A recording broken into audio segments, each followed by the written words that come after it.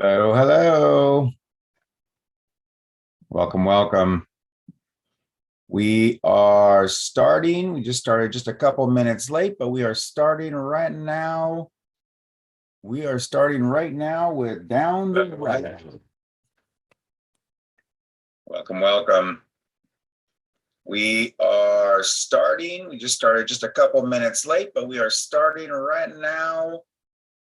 We are starting right now with There we go. Little feedback there. Fantastic. How's everybody doing today? So what you can do if you're new to the Down the Rabbit Hole stream is down at the bottom of your screen, there is actually a chat section if you want to just type in your questions, or you can turn on your microphone and ask live. You can turn on your video as well. And I'm just going to let a couple more people in here. There we go. There we go. Got Gary coming in. I got Lene coming in. Ananda's here with us right now. So fantastic. There he is. Hey, Gary. Hello, hello. We are just getting started. So we've got a few people on. There's 4 of us total right now. Awesome. So fantastic. So in case you missed the instructions, there is a chat section down below if you want to just type in your questions, or you can turn on your video or your microphone and ask your questions directly if you have questions for us. Today we are going to continue our conversation with from our live session, our live stream that we had on Thursday, where we are talking about the secrets and habits of the masters regarding manifestations and how they actually make the power of the infinity matrix work for them on a very regular basis. So if you have questions, type them down below and we will get going. Gary, how's your day going so far? Good. Just a few techie issues this morning, but I think we're up and running now. So, Lene, thought I heard you say something there. I've got her mic is off at this particular point. I thought I saw one. All right. Yeah. So, well, I think it's a big topic as far as this law of attraction and manifestation and all that kind of stuff out there. There, um, I think that a big shift, even though it wasn't as complete as it could have been, I think a really big shift was when the movie The Secret came out. Yes, very much. Right. And if you haven't seen it, it's worth watching. And then another really good one that came right around that time is What the Bleep Do We Know? One of my favorites. Yeah, What the Bleep was really good. I really enjoyed that one as well. I think The Secret itself needed part 2, and it needed it very, very quickly because there was a lot of people who really just grabbed the surface material, and because it sounded and was so easy, but they were missing a huge part of the actual formula. Well, I mean, hour and a half they crammed in. Yeah, they crammed You it. can only put so much in. And the if it was, I think nowadays if they redid it, they could do like a Netflix series or something. That would be cool to do. Right. I actually read or heard an interview with Esther Hicks, Hmm. and they were actually in The Secret. Yeah, I know the original. I know Yeah, the very, original, and very then they took them original. out after. I know. That was the original one that I saw was that they were in there, and then I'm not sure what the politics of it was or what the deal was, why they were taken out. But yeah, I know Um, the very original one they were in it. because well, the way I understood it in this interview was because they're just like you forgot the other half, and if you don't put the other half in, then we don't want to be part of it because they felt it Yeah. was misrepresenting the whole process. But again, that was their so they asked to be. I think they were in the first couple thousand presses of the DVD, and then then the next batch came out and they were edited out. Yeah. That's the story. That's what I'm sticking to. But you know, I can understand where they're coming from. But you know, I mean, it also in itself was so popular. It made a lot of people famous.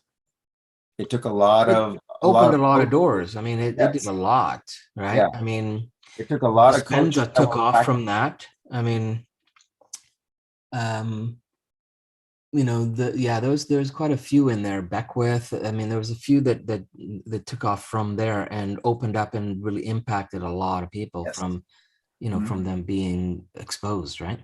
Yeah, exactly. And I thought it was a great introduction. I just had hoped that they would have done a follow-up with it much sooner than where that went. Yeah.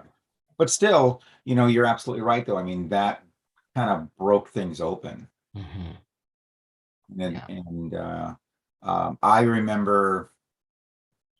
I remember talking with people at that time, and for you know people like yourself and for like me, you know, where it was just very apparent. It's just like, no, you can't just sit on the couch and think, you know, or hope that, you know, this is going to fall, you know, just fall into your lap. There's more to this. You have to take the action. You have to be very consistent. You can't say, I'm so poor, I want this.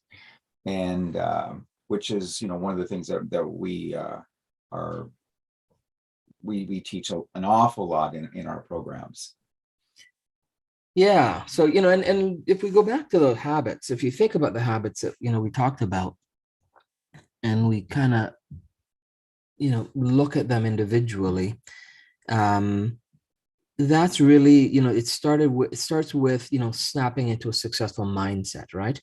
Um, because the idea of I mean, if you look at successful people and you think of what they've done to be successful, and you know, whatever area, um, they think differently. Very much. And because they think differently, they act differently. Mhm. And that's the piece, right? It's not just thinking differently. It's because they think differently that generates the acting part of it differently to resonate at the frequency to get that to step into the reality that they want to step into. Exactly. I mean, it's the example that we used on the live stream about Steve Jobs. Mhm. Yeah. His reality distortion field, as it was coined for years, is that he was, you know, this is the stream of reality, and he was just like this, just off a little bit, you know, off of everyone else's stream. He was just off, and because he saw things so differently, and he had such a specific vision, Yeah. and he was drawing people and he was drawing himself to that future vision. Hmm. And it was so concise, and he was so, this is how I want it. And he was so very, very insistent, because he was already there. He goes, in my mind, this phone has already been created. It's already been invented. This iPod has already been invented, and it looks just like this. And he was so specific, and very few people that worked for him understood where he was coming from. The rest of people were just like, well, you know, this is like nobody else I've ever worked for, so therefore he was the weird one. Yeah. Yeah. And Which, you know, which fed his passion, right? Which, yeah, you know, which gets into one of the other habits is, you know, finding what you're passionate about and doing it and doing it at all costs you know, and you know and staying true to that because it's in alignment with who you are. well, think of when you think of their the very first commercial they did, that Super Bowl commercial, which was phenomenal. The crowd of people in the room chanting. It was done in black and white, and there was a guy up on the stage, you know, preaching to him. It was kind of like a 1984 kind of odd thing. But the the whole thing at the very end, and part of his catchphrase for the launch of Apple was think differently. And that's exactly what he did. Mhm. He goes, I'm thinking differently, and I'm going to teach people how to think differently. And that's what he was doing the whole time. And Hmm. unbelievable. Hmm. And at the time, I think a lot of us were like, okay, well, this is interesting and I like it. There was something that just pulled you in. And he was very, very successful at it. And man, if you could package that. Well, actually, that's kind of what we've done. Yeah. And it's so then if what do you think, about because if you look at, the stuff that's out there in the manifestation realm, Hmm. um, there's still a lot of the, just think it model out there. There's still a lot of that. And in doing that, some people think that, just creating the vision board thing is action enough. Right. Because that's what they're taught. What's your take on that? What do you think? Well, I mean, again, it's that superficial piece of the puzzle. I mean, go off of what I just said. I mean, let's use Steve Jobs because he perfected this. It's like, he had a vision board.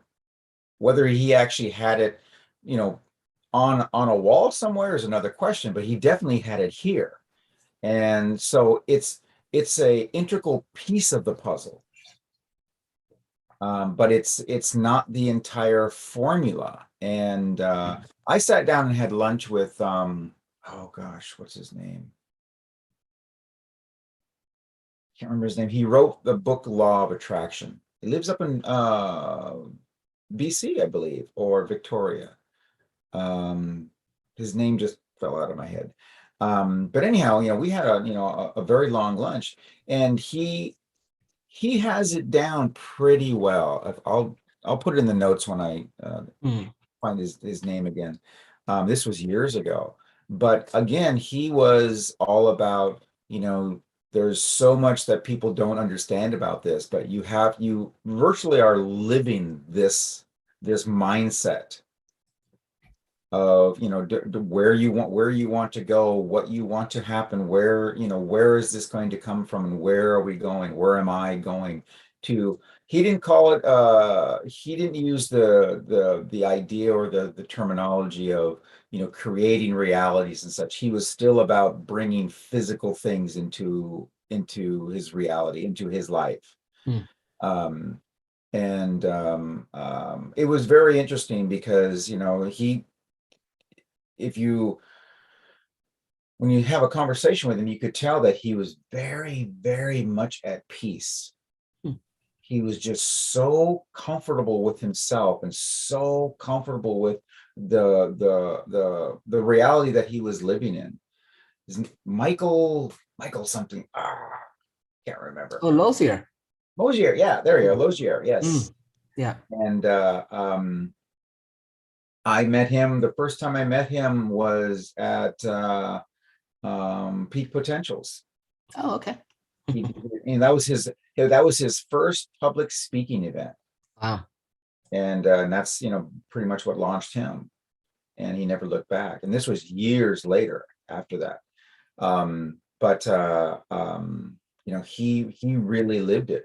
He really, really did, and that's the key. I don't know What if we I ever picked up his book. I mean, I heard of him because, as you know, I spoke for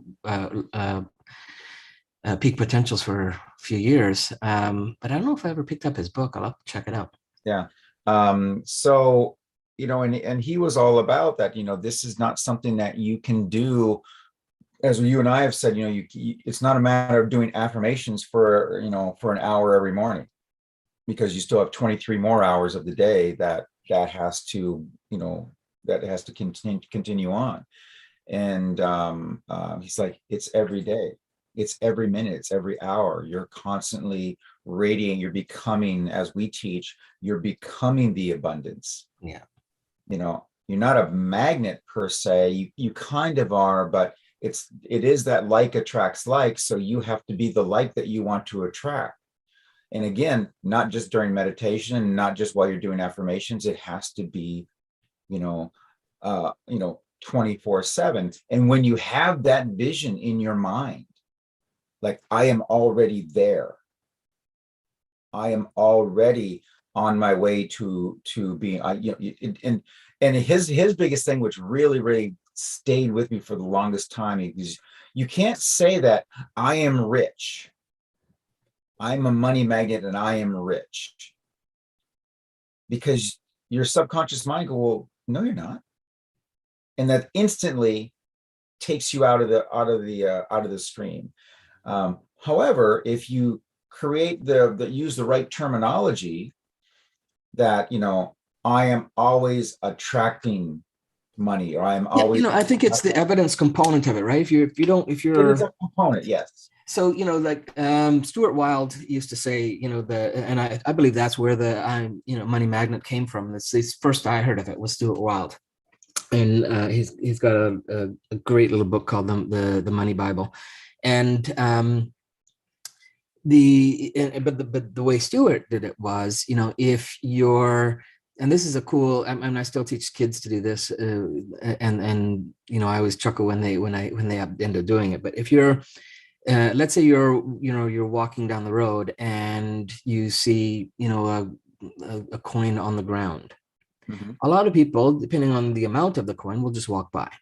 Other people will just pick it up and think, oh wow, someone dropped some coin, right? Right.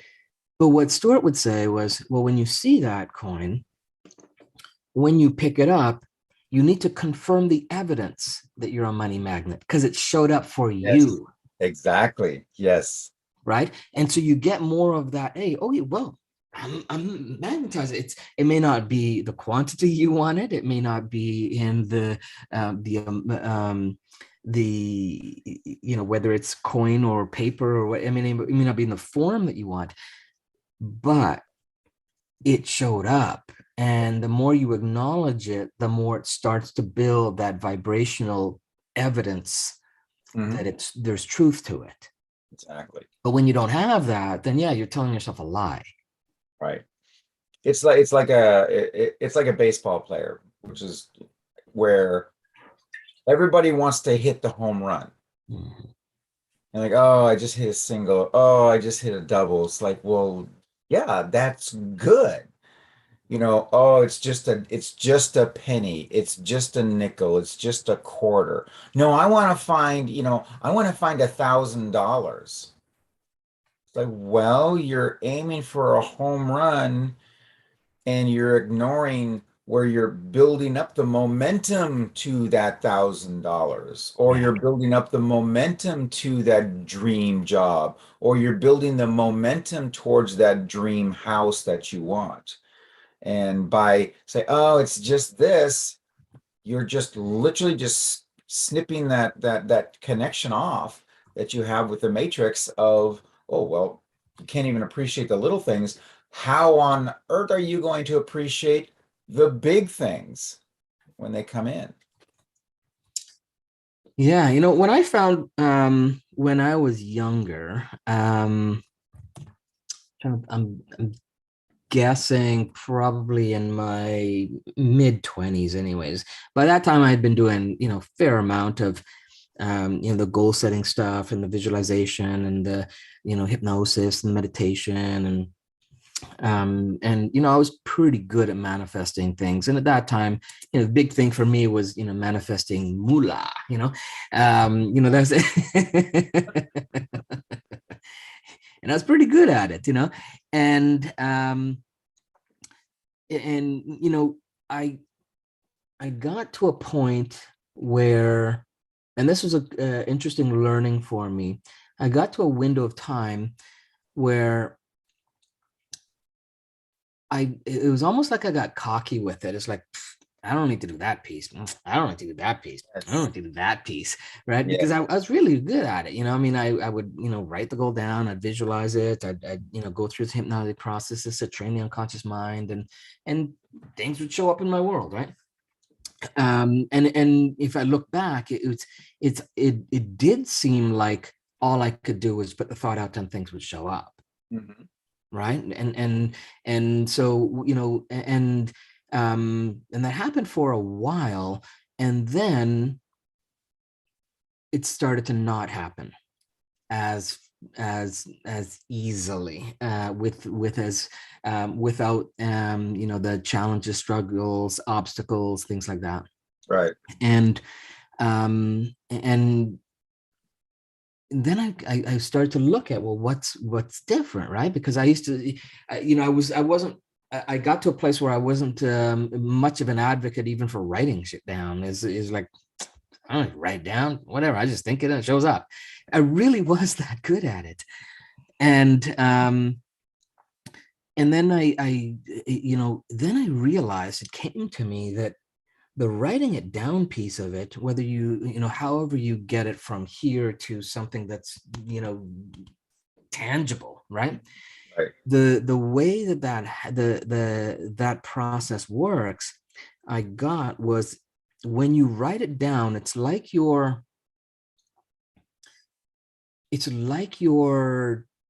telling the universe that, hey, this is something I'm claiming, and when I write it down, there's no going back on saying, oh, I didn't think that way. I didn't. It's tangible. It's my Right. handwriting. It's there. So it made it more real. And there was a piece there that needed to happen to go from thought to evidence that it's real, whether I drew it or whether I put this collage together or whether I wrote it down or a combination of those things. It really took it out of the realm of thought to the realm of some level of reality to kind of create a bridge. And when I started to go back to doing that, to adding that piece in, I started to notice that that's where the shift started to occur. Right. Right. That it's like I was writing it in the future history books that, hey, this happened. And that's why they say, write it as if it's happening now. Write it because it's like you're documenting something, to show up the way that you want it. Well, and at the same time too, I believe that when you're writing it down, it becomes you're much more specific to a big degree. As when we think things, a lot of times we kind of think in just kind of like, oh, I want this to happen, but we're not real specific, and it's just kind of like an ether of like, well, that could mean 1,000 different things. Yeah. Where you're writing it down, you're writing, and then you might be crossing out or erasing and going back, like, no, I want it to be a big White House, or I want this and this and this. You can be very specific. I I remember, gosh, a long time ago, I was in my early 20s, and that must have been a long time ago. yes, this was still stone tablets. And my boss at the time took me to see Zig Ziglar, and I was like so impressed that he invited me. That'd And be cool. this was I never my saw first Zig. introduction Wow. to any type of a motivational speaker Wow. like that, and I was just enthralled. I'm like, this is so cool. Mhm. And but one of the things that he had said was to write things down, and because again, what you just said, it makes them more real. Yeah. And so I went home after that, and I just made this huge list. I mean, I'm talking pages, and then I just kind of forgot about it. I was motivated for a time, and as I said, motivation is fleeting. It's just like, okay, I was all jazzed up, but then I just kind of, well, I got busy with life and all that kind of stuff. And it was like 3 years later, and I found this list. I found this notebook that I had written these lists on, Yeah. and I had accomplished everything Yeah. on those lists. I know. I get it. Without even having that in front of me. It was just because it was already so real in my head. And I'm like, this is amazing. I did this, and I'm just flipping these pages. And I'm like, oh, I said, there's not one thing that I missed on these lists that I haven't accomplished in a relatively short time. And that was my lesson. That's really what made everything stick. This is like, wow. And you think now, how our society has moved away from the written word, right? Yeah. I mean, you got to think about what the impact of that is. They don't even teach writing in school anymore. It's crazy. Many of the It's schools, at least. ridiculous. Um, I mean, it's it's so. How do we get people back to that habit? Well, I mean, and the science is saying that we retain more when we are actually writing compared to typing. We Yeah. retain more when we're reading from a paper book Hmm. or the paper page rather than a screen. And yet our society, our teachers and those associations are pulling away from it. And Yeah, it makes you wonder, right? I mean, it's convenience. It's so much yeah. easier to look at things on a screen and to sort things on a screen, and I don't have to pack around. um I know when I was traveling a lot, I went from the paper page book to books on a tablet, simply because it saved me 5 pounds Mm. of Yeah, carrying yeah, stuff around. easily, yeah. I mean, we look at that bulk, but at the same time, like when I'm deciding to buy a book, I will make that conscious decision of, you know what, I want this one in paper,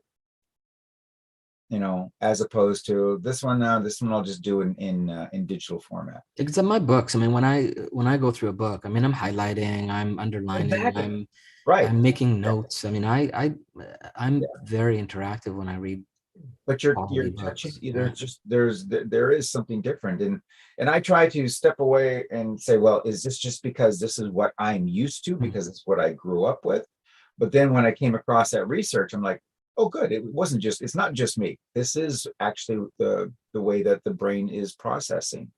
And they're doing this research with young kids who didn't grow up with paper books. Mm. It's like, no, here, we're going to give you this, and let's see which one you retain more information from.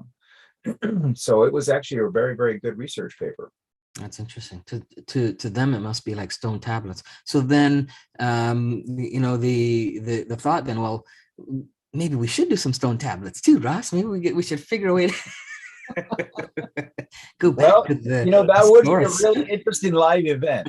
That really would. It's like, come into this room and there's these tablets and there's chisels and hammers. Hmm. Like, okay, so you're going to write, you're going to chisel in your top five. That's Or, interesting. I mean, there's something to that. Or they chisel in, hey, that's an idea, bro. They could chisel in like a symbol that represents the top five or represents, each of the top five, and it becomes like a set of runes. Hmm. That's in my That'd notes. be That's in interesting. my notes somewhere, where of some of the ideas that I've had for the live events. I We'll have to make a go note as of that. far as Rune, stone. I a didn't go as rune far as creation stone kit. tablets, but Hmm. creating, because a lot of our work, the Infinity process, is about, symbols and digits and the like. So why not? Why not have five of your very own customized symbols? That'd be an interesting exercise for us to look into how we can get that done. I I think that'd be a cool thing. I think that'd be very, very cool. I think it would be. Hmm. We could actually take that and add it to um, maybe a module for the art of designing your reality. Could be a final module. Virtual? I don't know. I think that it'd be hard to do that virtually, but if The we have premise, the when premise when we're of it. doing live, when we're doing that I live, said definitely live, but the premise of it, working out some of the. Hmm. Okay, so folks, this is how we come up with things. This is now this is transmuted from an actual rabbit hole to how Gary and I brainstorm ideas. So you're gonna hear some weird stuff, and then you might in a couple of months see that weird stuff. Mhm. Because we will just be having a conversation, and then one of us will just kind of go, let's take that further. So this is how it works. And we've talked about doing this and actually recording one of our brainstorm sessions. So this is what, and our brainstorms are rabbit holes. So yeah, this is very, very cool. But yeah, that's, I mean, we could go, I mean, you could take that and we could do a whole session on symbology. Well, I mean, Symbol. it's one of the degrees anyways, right? So yeah.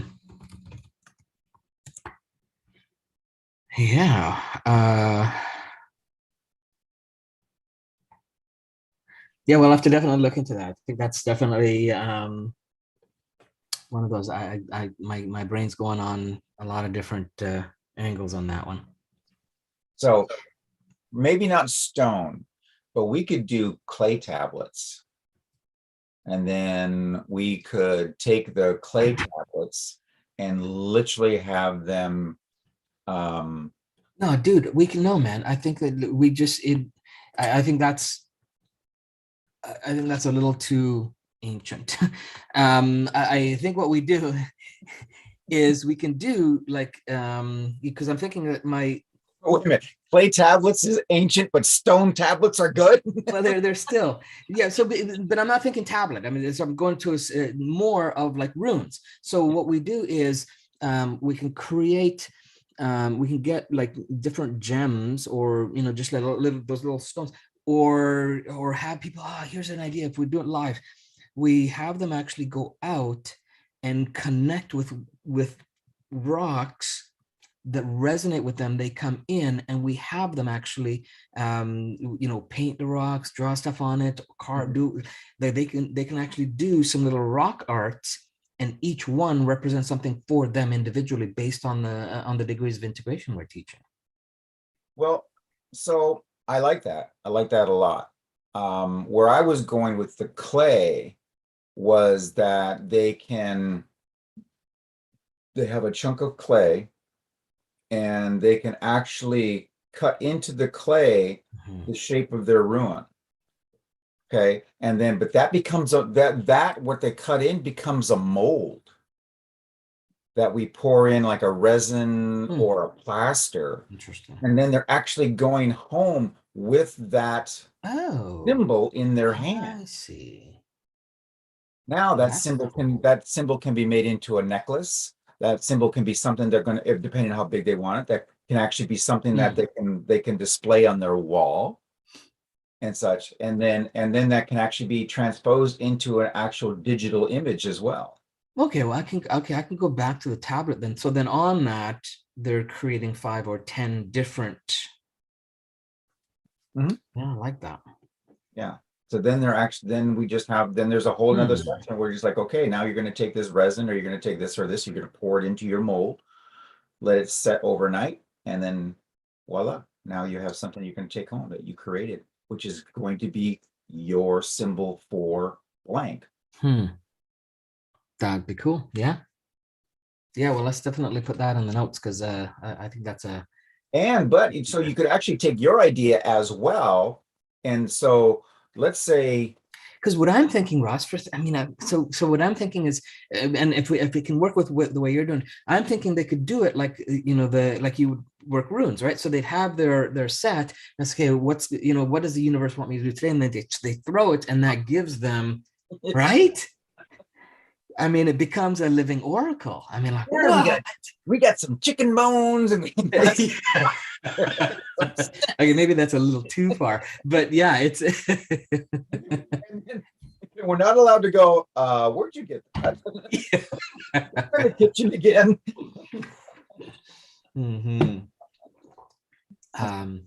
Or they could take what they find and actually incorporate into what their mold.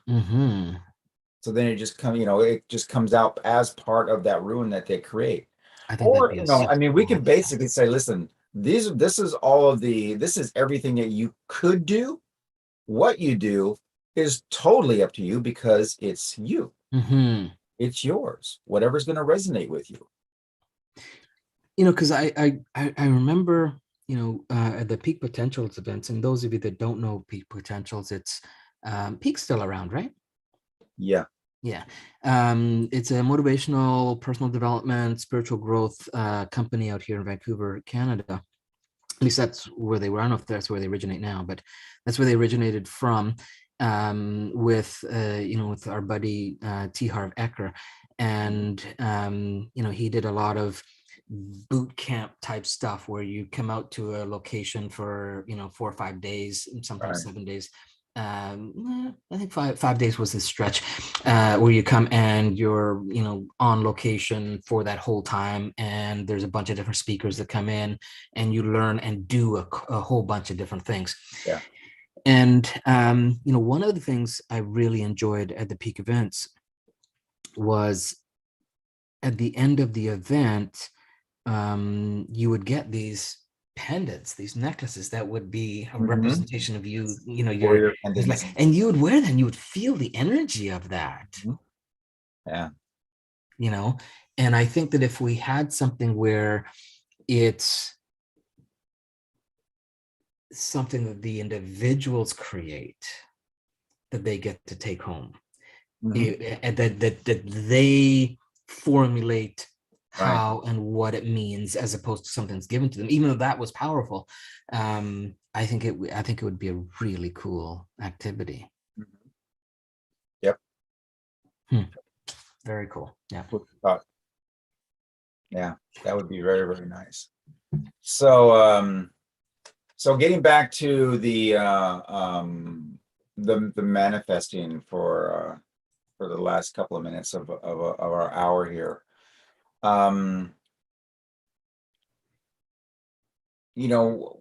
We talked about this on the live stream on Thursday, is that it's so important that you take the time to get a clear idea of the direction that you want to take your life, and the type of reality that you want to create for yourself, because it's very, very possible. And it's possible because the life that you're living now, you created. You don't realize it. We're not taught this any longer. We used to be taught this, centuries ago. But what the life that you have now is the life that you created. And if it's good, fantastic, congratulations. Good by your definition. Yeah. And if it's not, you're not stuck. Yeah, and it's kind of what I talked about getting to the cause of your reality, right? So Right. whether it's the cause of your problems or the cause of your successes, you need to get to that, right? It's not just focusing on the problem side of it, but if you can quickly get to the, hey, I created that, who or how did I create that reality? How do I create that and have that going on, good, bad, or indifferent, however it's showing up, and instead of just getting caught up in the effects of it. Correct. Right. Which means you're just kind of jovially jumping around in the chunk of cash that you create, or the relationships that you're just caught up in that piece of it, instead of looking back, okay, how did this come about? You're the pinball. Right. Yeah. Right. So and so you get to what's the cause of the reality, and not getting stuck on the effects of that cause. Right. And then that way it gives you more power, empowers you, it gives you more choice, it gives you more perspective, it gives you an ability to use your creativity to turn the problems into solutions, and to turn the solutions into habits. Exactly. And this is where, going back to our earlier part of this conversation, is finding the coin on the ground. Yeah. And such, because it's not, we as a society are so conditioned for immediate results. Yeah. No, I want to go from 0 to 60. And it really doesn't work that way. Oh yeah, I know you read about it and all that kind of stuff, but there was I don't remember who it was that said it, but this speaker that I knew, he says, yeah, it took me 20 years to become an overnight success. You only Now the see. thing though, but the thing though, Ross, is that when that happens, when you put that work in, and it doesn't have to be 20 years for everyone. I mean, it's Exactly. different Right, for a variety of different reasons, but right. but when you put the work in, however it comes about, and you find that formula, it does seem like it happens overnight. Like your success after success after success just happens to Exactly. you. It's like we use an example in our real world. Elon Musk, anything he puts his finger on, it's showing up, right? Mhm. It's turning into gold. It's turning into virtual gold. Yeah, It's turning yeah. into everything, right? And there's a few out there that are in, because you get to a place where those habits are so ingrained that it does seem like, again, a habit is something you do that you don't know you're doing. Right. So, but again, you still think about the fact that, we don't see, all of the behind the scenes work that goes into that. We just see the headline. Oh, Yeah, of Elon course. did it again. Yeah. And you're just like, oh wow, he just did that overnight. It's like, well, no, he's been kind of working on this for quite some time and Well, such. Vaynerchuk talks about that, right? So Vaynerchuk talks about that. It's like, hey, Right. I don't just jump into things. When I see something and it kind of piques me, I dive into it and Hmm. until I'm fully immersed in it, and then I Right. take action on it, Hmm. right? And then things start to happen for him. And yeah, it's absolutely that. It's you don't see that background, and I think pretty much anyone who's in the realm of success in any area will tell you the same thing, Hmm. But right? the common people, common, Mhm. I'm not sure if that's the right term to use, but the everyday person, The mere um, mortals. they, yes, you're mere mortal. I will teach you again. Um, but so they see that headline, or they're watching a movie. You're watching, one of the old Rocky movies where it's the underdog and such, and it's like then all of a sudden he's not the underdog, he's this, and it only happened in a 30-minute span. Or the athlete that was crippled, and then all of a sudden now you see him 30 minutes later and he's got this amazing physique, and it starts to wear on our psyche. Is like, oh, it's really that fast, it's really that easy. No. you Mhm. know but it doesn't have to be hard though either. But we are so concerned. We want what we always say, the silver bullet, the magic pill. We want, I just want it now. Oh, I don't want to eat right, I just want to take a pill. So it's easy. I want the easy route. And of course, we want the easy route. What we're teaching is the easiest route. But what we said before is that, when you get the little successes, don't ignore those little successes. Appreciate them. It's like, oh, this means that everything I'm doing is starting to work. This is all starting to become a reality. So appreciate, they'll be grateful for those small successes, because they're going to add up to something, because they're going to start to compile. And as the next one's going to be maybe a little bit bigger, the next one's going to be a little bit bigger, the next one's going to be a little bit bigger, and such. I mean, that is, that's the way it works in science and inventors. They're just like, okay, well, I'm going to take this success, I'm going to add it to this success, and now I got a bigger success. Then I'm going to take this bigger success and add it to this little success, and they just constantly are exponentially growing what they're doing. I'm sure if we are able to get someone like Elon Musk and sit down and talk to him, it's like, did how many of your rockets blew up before you had the successful one? Yeah, You yeah, know, absolutely. Because those aren't being, you know, yeah. broadcasted, right? At least not by him, right? Well, he actually did a fairly good job about saying, hey, Being open about it. Yeah, yeah, yeah, people are like, oh, let's get the picture of, let's see how down he is. It's like, and he's like, okay, let's not do it like that again. I mean, it was like, and in my mind, I'm like, wow, that was just $1 million right there, or more. that just blew up. Yeah, yeah, for sure. And that would, knock the wind out of you, you would think, but he has, as we said, just that different way of thinking. Like, okay, let's not do it like that again. So Elon, if you're watching this, hit us up, man. Yeah, exactly. Freaking awesome. So I mean, and the same stories go with Tesla. Yeah. And then he's got Neuralink coming. Yeah. Yeah. He's All of those are an accumulation of tiny, small successes that. if we go back to even the movie analogy that you talked about, right? You think about it, is if we think of our our life experiences as, take one, take two, take three. There's a lot of takes that happen to create that movie, right? And in life, that's it. But what happens is when you reflect on your history in your life, when you reflect on your memory, you're watching the scenes, but you're not watching all the takes. Right. Right? Exactly.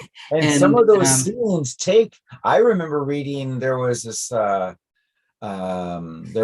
scene in a movie, and I was reading an interview with the director, and he says it took us 35 takes to get one sentence the way he wanted it. Yeah. And everybody's like, are you kidding me? And he's like, nope. He goes, it's just not, we're going to do all of these, and then we're going to put them up on the board and say, which one's the best? Which one has the effect that I'm looking for? 35. And they spent like 3 days on one, I swear, one sentence. Yeah, that's pretty crazy. But it's like, no, that's some perfection. Yeah. And it was amazing. It was like, it's like, and it was, I didn't see the other ones, but I'm like, well, they did it because that was an amazing turning point in that film. Yeah.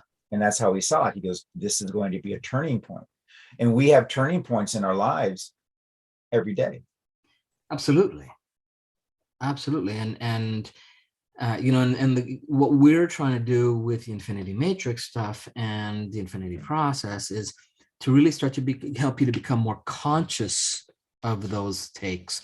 And, you can be the director and understand there's, 100 different ways to say or do one thing to create different results, different effects, different energy, different vibration, different frequency, and create different results. Right. And the more you understand those and the more variables you have, the more you can really start to choose and navigate what it is you want, out of those options. Right. And the question is how many of those takes that didn't take did you let knock you out of the whole movie? Yeah. The whole game. Yeah. So, I mean, if a baseball player, strikes out, does he just walk away and say, I can't do this anymore? I'm not good? No, he's just like, okay, you got me this time. I'll be better the next time. Now I got your style. Now I got your, that's how it works. Is these people, these great people that we look up to and we admire, they just don't say no. They just don't let anybody else take them out of their life's mission, their dream, their passion. Yeah. Like, okay, I just won't do it like that again. I'm just going to be better. I'm going to learn from this experience and be better. One of the people that I studied a lot when I was doing hypnotherapy was Milton H. Erickson. And, one of the things, and I'm trying to think of the amount, but one of the things Milton was known for was really understanding the intricacies of how we use our language. Mm-hmm.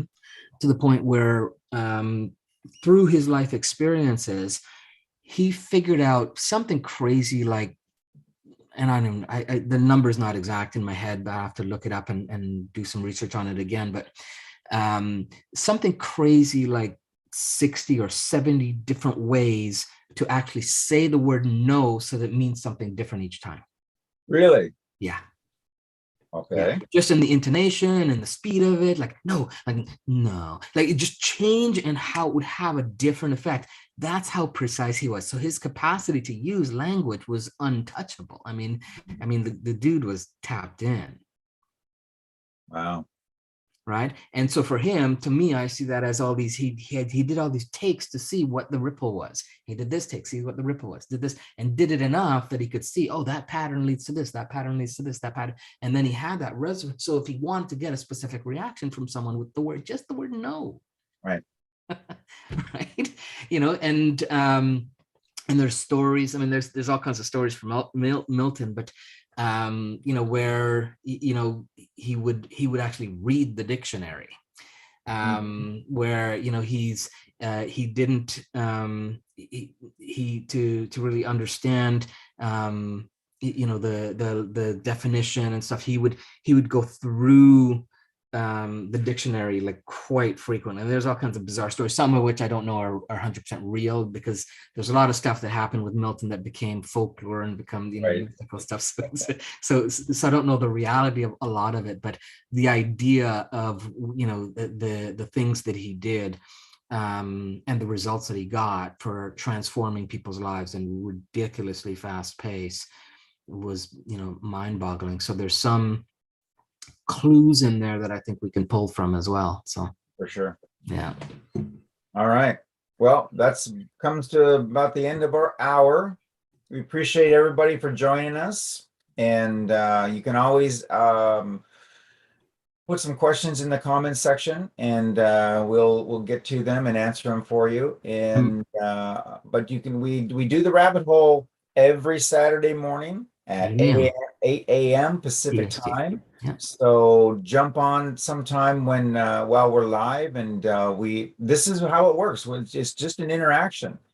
And some people want to just watch and listen, and other people get very, very interactive with And whichever way it goes, it's fine. Again, it's just about creating community of people with a conversation going on around like-minded content. So yeah. It's a lot of fun. We call it the rabbit hole because we know where it's going to start, but we have no idea where it's going to end. And that's kind of what it's like going down. Sometimes we don't even know where it starts, to be honest. Sometimes we don't. Just like it's like 5 minutes before the call. What are we talking about? I don't know. I thought you knew. It's like, oh, okay. Anyhow, that's what it is. Thanks for joining us. And every Thursday morning at 10 a.m. Pacific time, we have our live streams, and they are loaded with content. We'll add the links in the comments below. All the links are down below, and as well as the they are a replay. lot of fun. And it's similar to the rabbit hole, but it's a little bit more structured as far as content, but it's interactive as well. So a lot of people, we have thousands of people watching the live streams, and we are constantly following up with questions that people put into the comments, and so it's all a lot of fun. We are here for you, and we appreciate you being here. All right, be well, everyone.